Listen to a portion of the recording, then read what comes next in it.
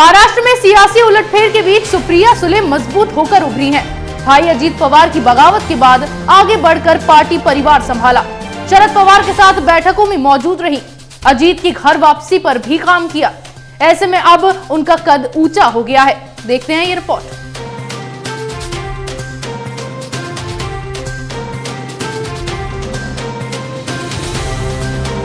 महाराष्ट्र में चले सियासी ड्रामे के बाद अब हालात वहां सामान्य होते दिख रहे हैं। शिवसेना, एनसीपी और कांग्रेस के गठबंधन की सरकार बन रही है। उद्धव ठाकरे को मुख्यमंत्री का पद मिल गया। सभी चीजें जैसी प्लान की गई थी वैसी ही हो रही है। लेकिन इस सियासी नाटक के बीच एनसीपी सुप्रीमो शरद पवार की बेटी और लोकसभा सांसद सुप्रिया सुले का सियासी कद ऊंचा हो गया है। जब बुधवार को विधानसभा के हॉल में एंट्री के लिए एक एक कर विधायक पहुंच रहे थे, तो सुप्रिया प्रवेश द्वार पर गर्मजोशी से स्वागत के लिए पहले से मौजूद थी। उन्होंने अपने चचेरे भाई अजीत पवार को तो गले लगाया ही साथ अपनी पार्टी और विपक्षी विधायकों से भी लगातार मिलती रही। इसके साथ ही ये साफ हो गया कि शरद पवार के बाद सुप्रिया सुले ही उनकी विरासत को आगे ले जाने की सबसे मजबूत दावेदार है। क्योंकि जब अजीत पवार ने एनसीपी से बगावत करते हुए बीजेपी की सरकार बनवाई, उसके बाद लगातार सुप्रिया सुले अपने पिता के साथ मुख्य भूमिका में रही।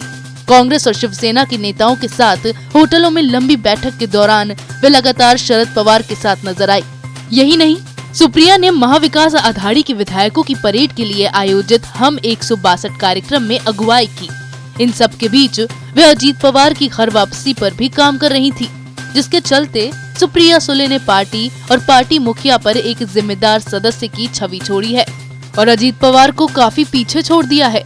जहां अजीत पवार को बीजेपी में अपना फायदा दिखाई दे रहा था, तो उन्होंने अपनी पार्टी से बगावत की। वहीं इस बगावत में उन्हें एक नुकसान भी झेलना पड़ा। भाई बहन के बीच की राजनीतिक जंग में बहन ने बाजी मार ली और पार्टी में कद पहले से ज्यादा ऊंचा हो गया। अब तक अजीत पवार को एनसीपी में नंबर 2 माना जाता था और राज्य की राजनीति में उन्हीं का ज्यादा दखल दिखता था। 23 नवंबर की सुबह जब अजीत पवार ने अपने कदम से हर किसी को चौंकाया, तो सुप्रिया ही पहली शख्स थी जिन्होंने अजीत की बगावत की पुष्टि की थी। अपने व्हाट्सएप स्टेटस में उन्होंने लिखा, पार्टी और परिवार टूट गया। सुले के आगे बढ़कर हालात को संभालने के बाद बहुत से सियासी विश्लेषकों और एनसीपी नेताओं को लगता है कि पार्टी की अंदरूनी राजनीति में वे पहले के मुकाबले ज्यादा ताकतवर हो गई है। जब अजीत पवार ने पार्टी से बगावत की थी, उस वक्त पहली प्रेस कॉन्फ्रेंस में शरद पवार ने इस बात को खारिज किया था कि सुले के बढ़ते कद की वजह से अजीत ने ये कदम उठाया। पवार ने तब कहा था कि सुप्रिया लोकसभा सांसद हैं और वह राज्य की राजनीति में दिलचस्पी नहीं रखती हैं। लेकिन अब तस्वीर उलट चुकी है।